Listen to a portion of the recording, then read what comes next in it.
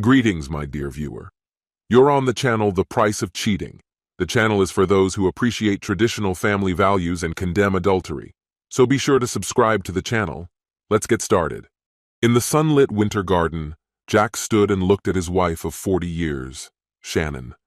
The warmth emanating from the glass walls was in stark contrast to the coolness penetrating their conversation. "So, you're planning on staying with your lover, are you?" he asked, bitterness in his tone. Shannon, knowing about his temper, answered as evenly as she could. "Nicholas is not my lover. We just have a lot of common interests, and I like spending time with him." Jack grimaced in disgust. "I can imagine what Louise would say if she found out that you and Nicholas turned me into a pathetic cuckold." Shannon's disappointment spilled out, and she stamped her foot like a moody child. "You're not a cuckold to Nicholas and me. Is that exactly what it is?" he replied. "A cuckold is a man whose wife has other lovers, and that's exactly what I am, isn't it?" After pausing, Shannon deliberately softened her tone. "No, I don't have any lover. There is only Nicholas. And your joke about Louise? It wasn't according to the rules. She didn't want to leave him alone, so I intervened. Just as I'm sure Louise would comfort you if I left on my own." Jack shrugged, skepticism showing on his face. "I doubt Louise would play the role of another woman with me." In an instant, Shannon's hand touched his cheek, and the sound echoed through the room. The suddenness of this action stunned him, forcing him to take a step back.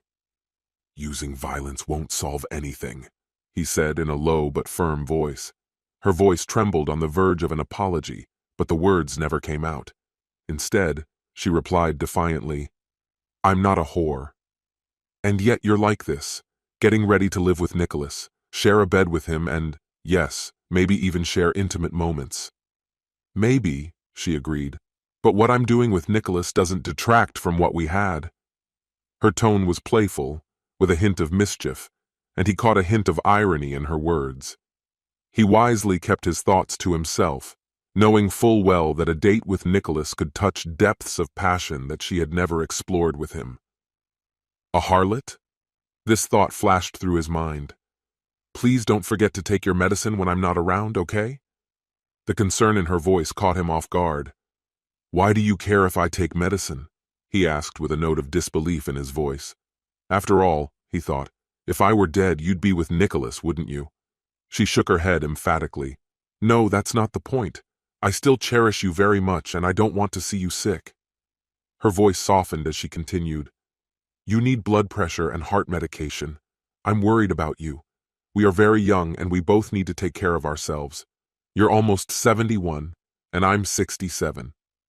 He let her give him a gentle peck on the cheek, a bittersweet goodbye, after which she started the engine of her luxury sports car and sped off into the night, heading for a date with Nicholas, the widower of her late sister Louise. Nicholas lived only 60 miles from home, a distance that may seem trivial in many countries of the world, but in our state it was considered quite reasonable. Driving along familiar roads, Shannon could not get rid of the memories of that fateful day 16 years ago, when her sister's life was cut short as a result of a tragic workplace accident. The shockwave of grief that followed knocked Nicholas out of his rut, and in a difficult moment, Shannon intervened, offering support to a man who suddenly found himself in the role of a young widower. What began as compassionate visits gradually turned into something more intimate, although Shannon could never pinpoint exactly when this shift occurred. However, she clearly remembers the confrontation that changed everything, the moment when her unsuspecting husband Jack found out the truth. Their quarrel was explosive, filled with violent emotions and accusations, but it all came to an abrupt end when Jack suddenly collapsed, clutching his chest in agony. It was a terrifying prelude to the heart disease that lurked deep inside. In a panic, Shannon dialed the emergency service, her heart pounding wildly when she realized how dangerous the situation was. She felt exposed, almost vulnerable, almost naked, while Nicholas stood in his boxers and Jack, still in street clothes, lay on the floor. An ambulance crew arrived, and their professionalism was in stark contrast to the chaos of emotions swirling around them. They didn't say a word about the tension or the scandalous affair while they worked to stabilize Jack's condition. He was taken to a general hospital, where cardiologists installed a stent to restore his health. By an amazing coincidence, Nicholas decided not to press charges against Jack, although the incident left its mark on all its participants. Now Jack was a man suffering not only from physical ailments, but also from an emotional rupture that he could not make up for. As the weeks turned into months, Shannon resumed her secret trysts with Nicholas, despite Jack's protests and threats of divorce. For her, it was not just an affair, but a way to help Nicholas heal from a deep loss. It's been almost 16 years, and Jack seemed to come out of the fog of denial. Deep down, he felt that Shannon was guided more by her own desires than by a sincere desire to help. On a clear morning, just after 9, Shannon slipped out of the house to meet Nicholas again, leaving Jack alone in their sunlit greenhouse surrounded by glass and greenery. It was here, amidst the tranquility of nature, that he began to face the reality of their broken relationship and the secrets that had taken root in the shadows. His condition wasn't the best, but he kept it a secret. The last thing he wanted was for Shannon to think he was trying to push her away from Nicholas. That was the last thing on his mind. In fact, he would gladly have given it to Charlie's boy. With a sigh, he sank into his favorite chair, and the world around him faded into a deep slumber. The June sun rose higher and higher, turning the greenhouse into a red-hot furnace. In the depths of his dream, he found himself wandering through a vast desert where scorching sands stretched endlessly. But the dream did not last long. He woke up abruptly and felt oppressive heat attack him. With difficulty gathering his strength, he tried to get up, but was met by a dizzying wave that knocked him back to the floor.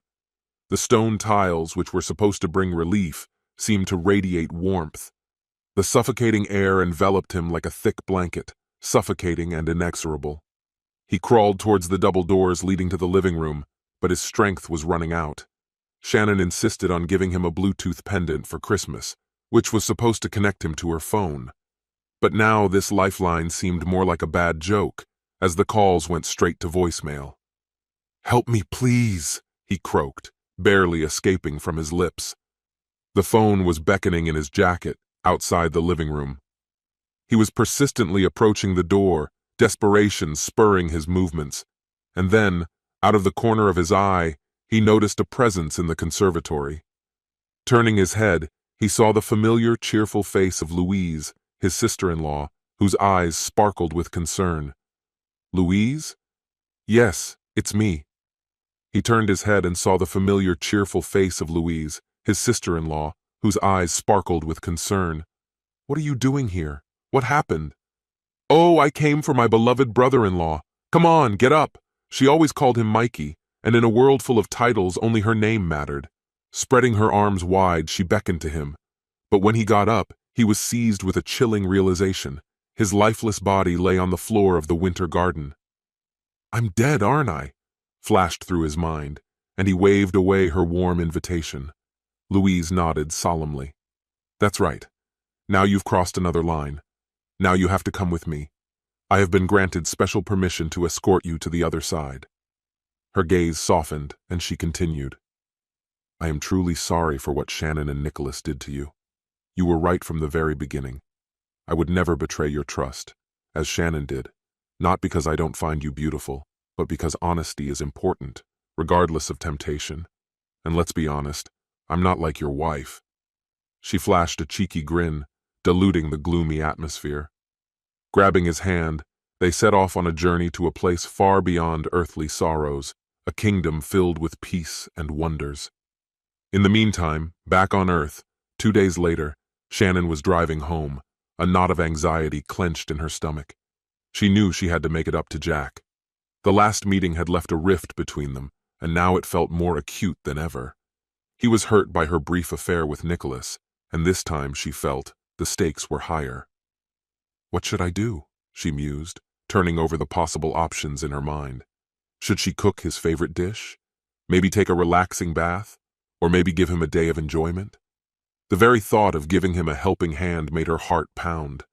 No matter what it took, she was determined to heal the wounds and bring him back into her orbit. Will she be able to pull him to her and give herself to love?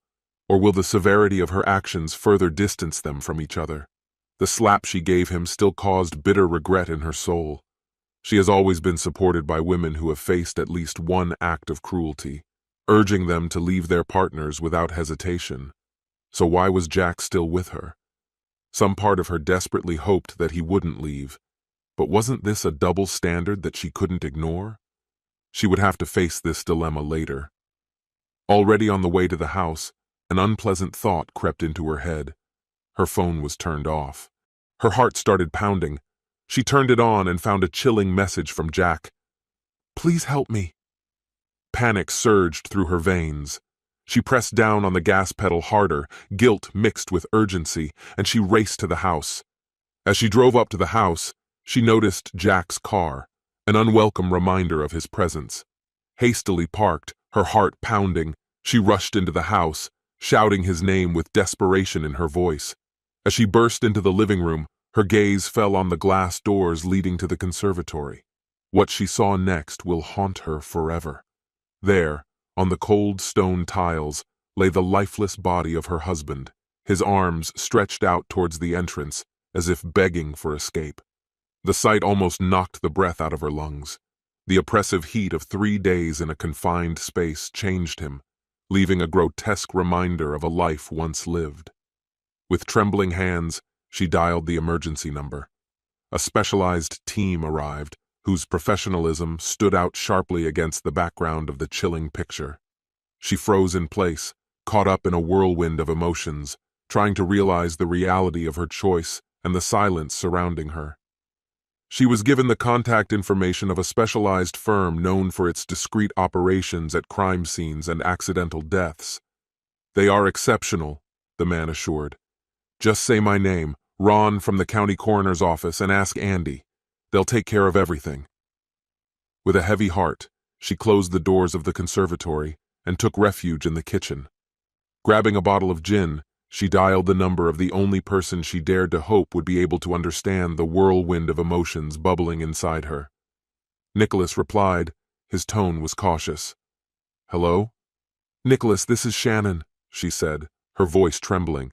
"I recently returned, and Jack, he had a heart attack. He's gone."